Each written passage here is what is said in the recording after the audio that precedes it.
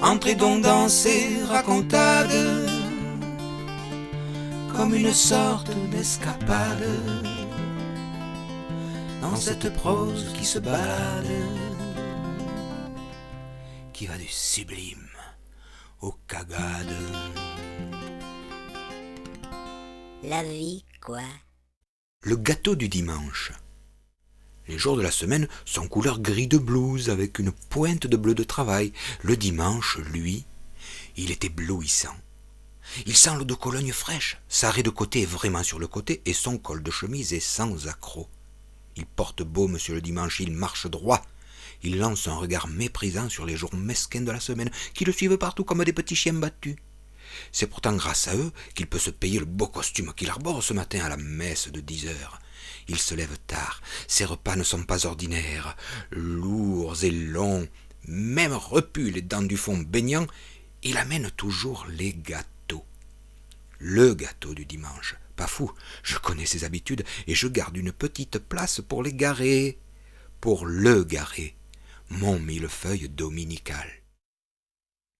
J'en oublie l'arrêt de côté, j'accepte l'odeur du parfum et je vais même à la messe de bon cœur car je les achète sur le chemin du retour. Comme quoi, celui qui a inventé l'histoire du péché de gourmandise soi-disant mortel s'est mis le doigt dans l'œil. Ah, les millefeuilles, sous leur aspect rigide de pierre tombale, c'est le plus fou des gâteaux. 1000 ! Pourquoi 1000 ? Pourquoi pas 896 ?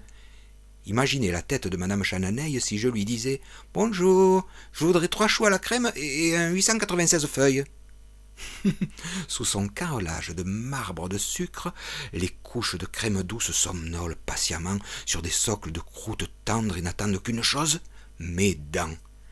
Il doit falloir posséder l'âme d'un maçon pour être un bon pâtissier. Dommage, faut se lever tôt. Regarder un millefeuille dans les yeux est un enchantement. Les papilles affolées ouvrent leurs vannes de plaisir et la langue navigue à vue dans un océan de salive. C'est du plaisir qui frise le bonheur. Mais cette extase s'arrête brusquement lorsque la petite cuillère l'attaque. Le parquet luisant aux zébrures artistiques résiste et c'est la catastrophe. Sous la pression de l'ustensile, la dalle de sucre s'enfonce dans la crème tendre qui jaillit sur les côtés comme une coulée de lave d'un volcan qui s'éveille. Que faire ? Aller chercher Haroun Tazieff ? Il n'est plus disponible. L'opération est irréversible alors. L'instrument d'argent insiste jusqu'à la cassure sèche et brutale de la croûte qui se brise non sans dégâts. Un doigt discret pousse les succulents gravats dans la petite pelle qu'il faut enfourner au plus vite pour satisfaire les papilles qui sont au bord de la crise de nerfs. À force d'expérimenter la chose, j'avais mis au point un astucieux système qui me valut un jour quelques réprimandes gentilles. Après un pantagruélique repas dominical chez mes cousins, l'arrivage du dessert provoqua presque les applaudissements de la famille pourtant rassasiée. Jeanne, connaissant mes goûts, s'approcha de ma place un sourire aux lèvres et le plateau en main. Sa truelle d'argent se glissa sous le millefeuille que je guettais depuis 5 minutes de peur qu'il atterrisse dans une écuelle voisine. La livraison fut périlleuse et le lâcher douteux, au point que le colis sucré s'échoua sur le flanc. Jeanne, d'un doigt propre et réparateur, l'inclina afin qu'il retrouve sa posture souhaitée. Je fis la même manœuvre inverse et du bout de l'index, je l'inclinai à nouveau. Surprise, elle recommença son geste. Je refis le mien. Ma mère, témoin de cette scène étrange, me lança un « Roland, veux-tu » Le museau dans l'assiette et le sourire en dedans, j'abdiquai. Une fois l'incident passé, et l'attention de mes convives repartie vers des sujets qui passaient largement au-dessus de moi sans s'arrêter, je remis mon gâteau sur le côté.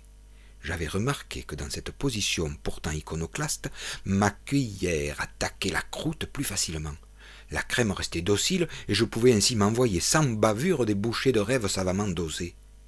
Quelques minutes plus tard, je profitai d'un instant où la conversation s'animait pour renvoyer discrètement un coup de langue rapide au fond de mon assiette, histoire de ne rien abandonner.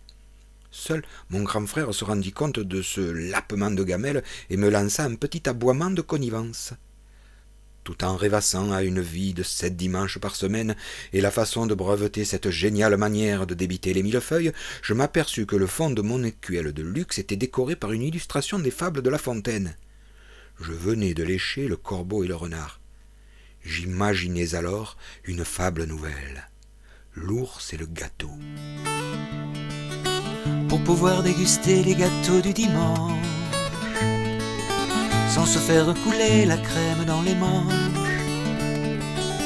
Il faut pour les couper sa réflexion peser.